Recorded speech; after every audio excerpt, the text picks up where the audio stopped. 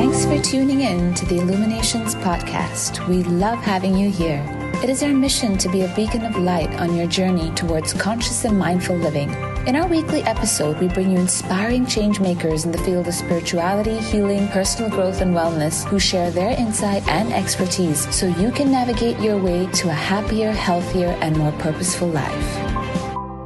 Hello, and welcome to another episode of Illuminations Podcast.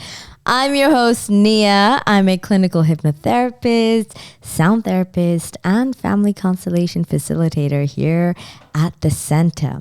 So we are back with another episode with another speaker, and I am extremely excited about this particular topic because I'm sure this is something that each and every single one of you would want to know more about.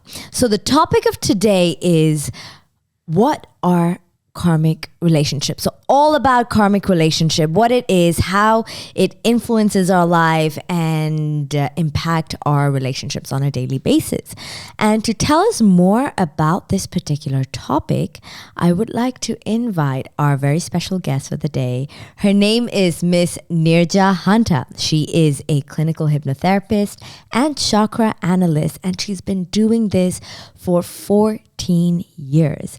So she will be sharing all her wisdom and all her insights about karmic relationships, and I cannot wait to get started. So thank you so much for joining me, Miss Neerja, today. It's such a pleasure to have you. You're welcome. Yeah. So let's dive right in. Tell us, what exactly is karmic relationship? Because one thing that we know is everybody wants to have a great relationship, whether it's with their parents, their partners, and so on. Yet that's also that area of our life where we don't really know how to navigate, and it can create a lot of turmoil, but as well as it can create a lot of beauty and fulfillment. So tell us more about, what are karmic relationships?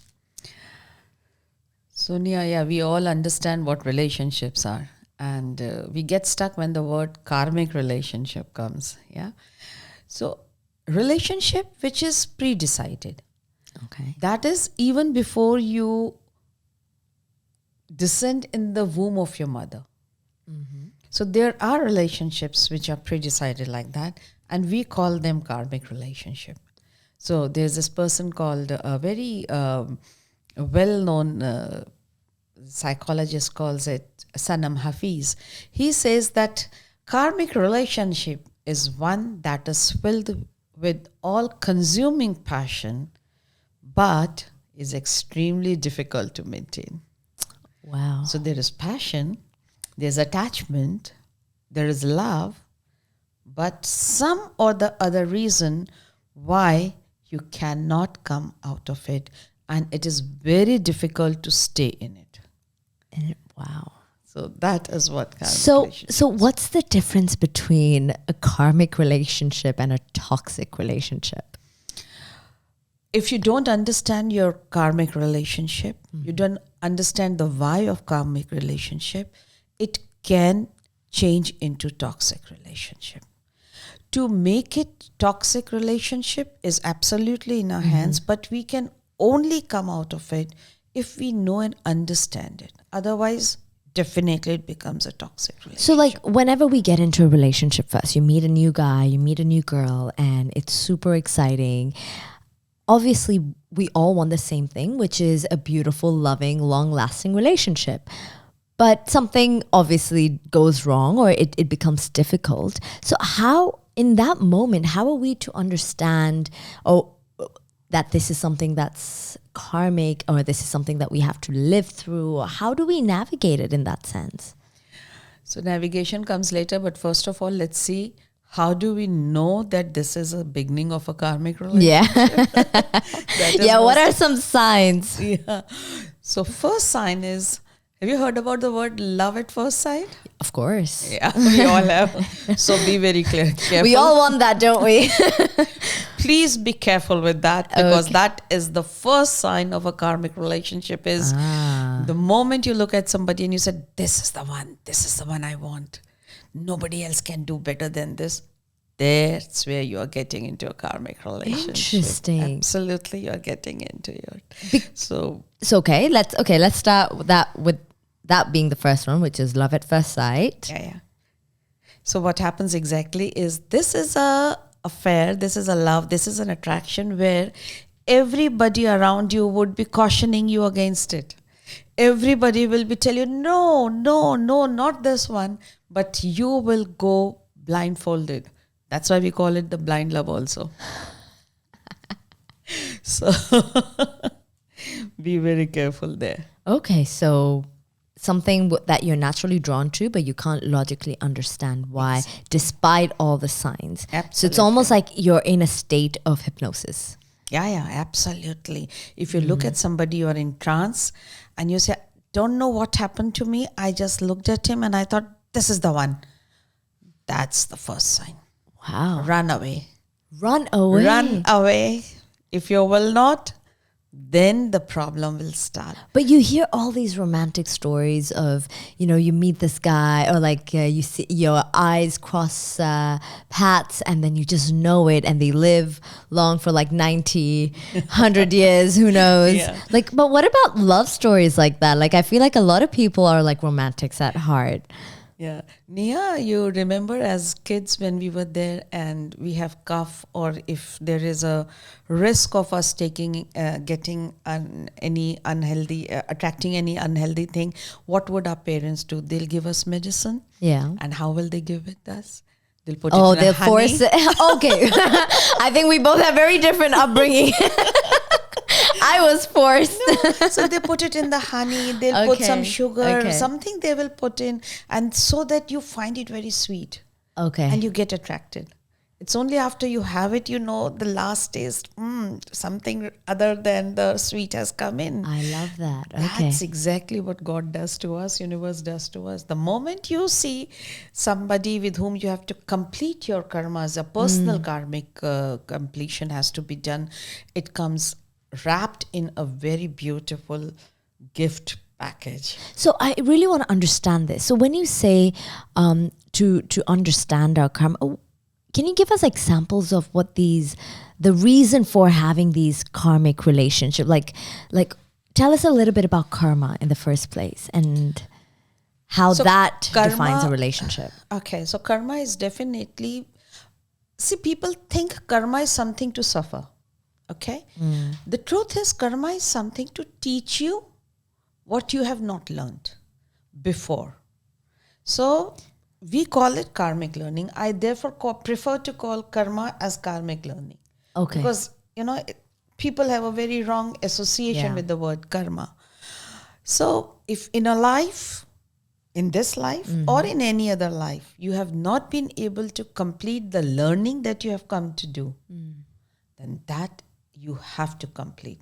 If not now, the next life. So that's just called karmic learning. So this is also taking into consideration of past lives existing. Absolutely. And if not past lives, perhaps ancestral. Yeah, anything ancestral or evolutionary moments of yours, your evolutionary learning, we all evolve and learn, right? So all these things, otherwise past of this life. So, if your mother is trying to teach you that you have to become a very good teacher, please do this B.Ed course, you do this course, that course, you will be a very good teacher. And you don't want to. You will do anything, but you will not take teacher's training course. Ultimately, you will have to do it. So you will realize that something happens in your life where you have no other choice but to become a teacher. So you're now learning. So learning is not necessary from the past life only. Wow, that's beautiful. Yeah. So many a times your partners are there to teach you, one, what you have not learned before. Is it because there are only certain qualities that you can obtain through pain or through hard times? Is that the reason why? No, trying to learn something through pain or through happiness or understanding is absolutely a choice. A free will we all are given.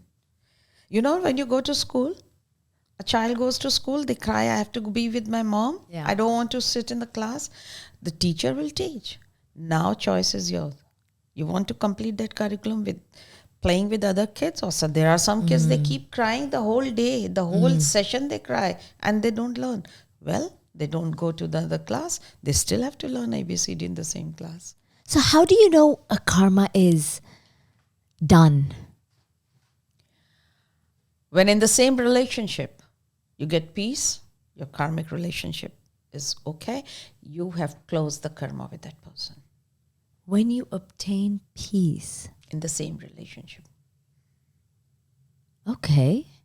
And so there are, a lot of basically patterns, there are a lot of signs, there are a lot of those red flags, which you know that this is a relationship is going to be a karmic relationship. And most of them are like, in this relationship, you will have roller coaster of emotions. Okay. I can't leave you, but I can't love you. I can't live with you. Okay, so those emotions, sometimes you're so happy, so much in love, this one is made for me. And then you say, oh, what the hell, where have I got stuck into? So when you have these two things, emotions, roller coaster, karmic. Be very sure this is a karmic emotion thing. There is also a lot of codependency. You know,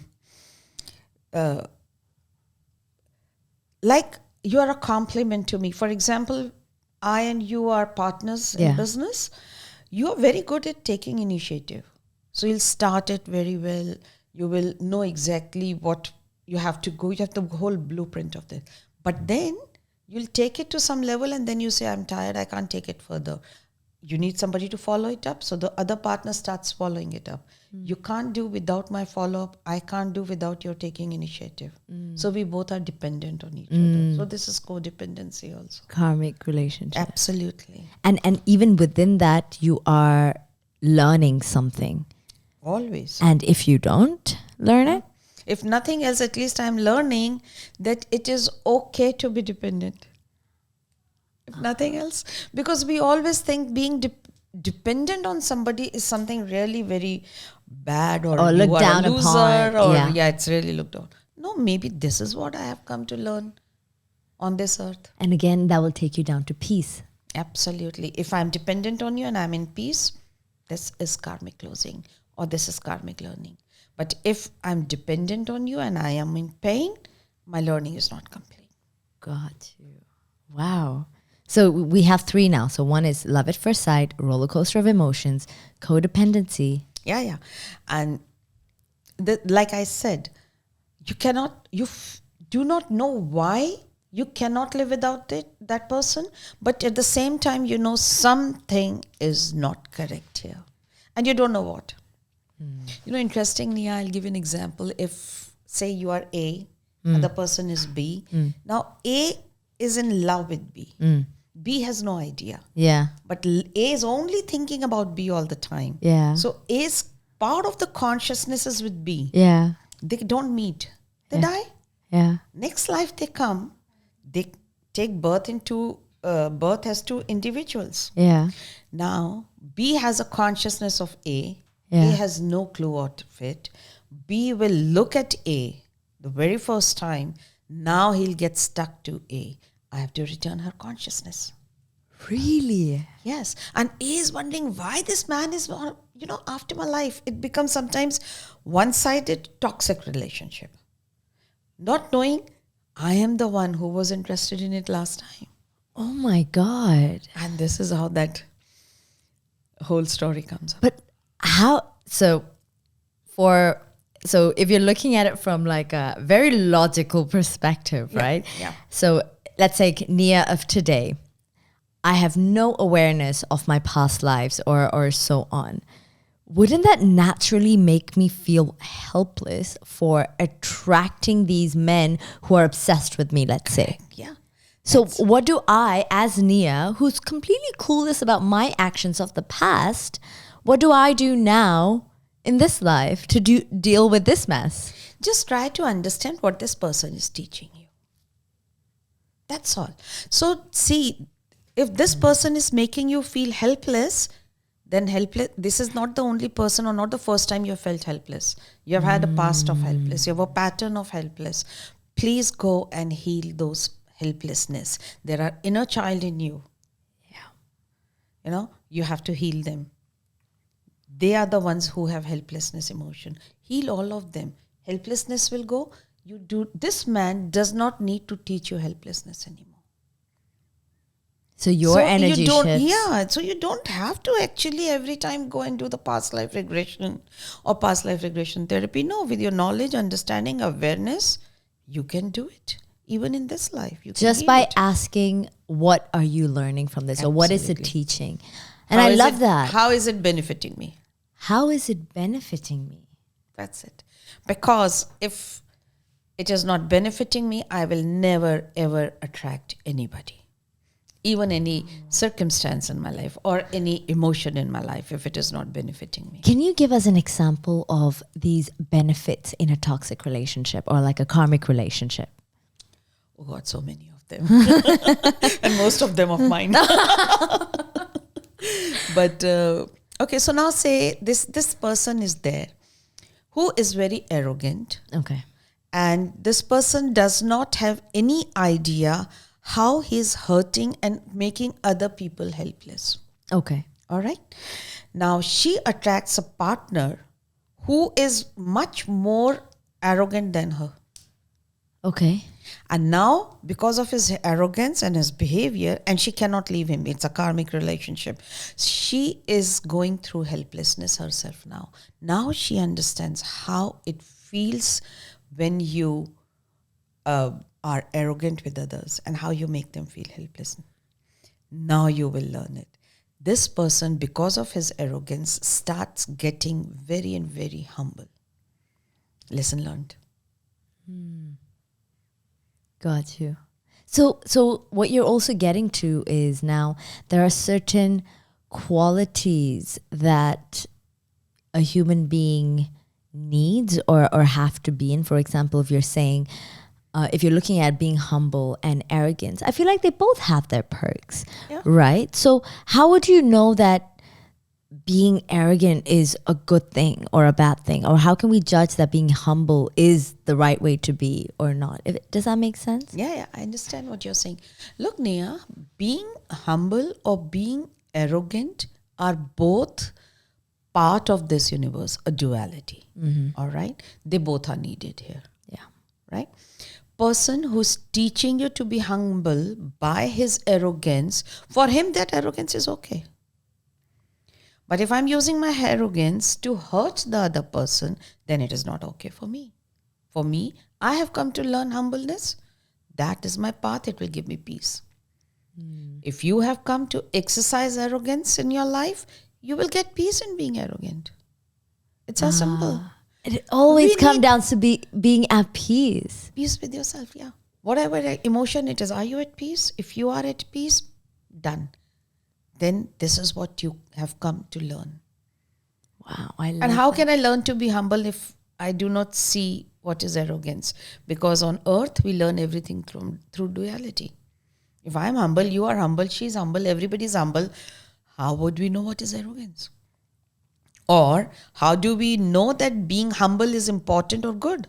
Yeah. Only when you are arrogant, I will understand, okay, I don't The have value. to be arrogant. So I have to be humble.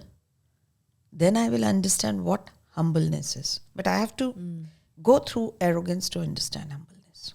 And it's all through experience, isn't it? All through experiences. You can't just think your way or understand your way out of it. No, that's why we've got a body to experience.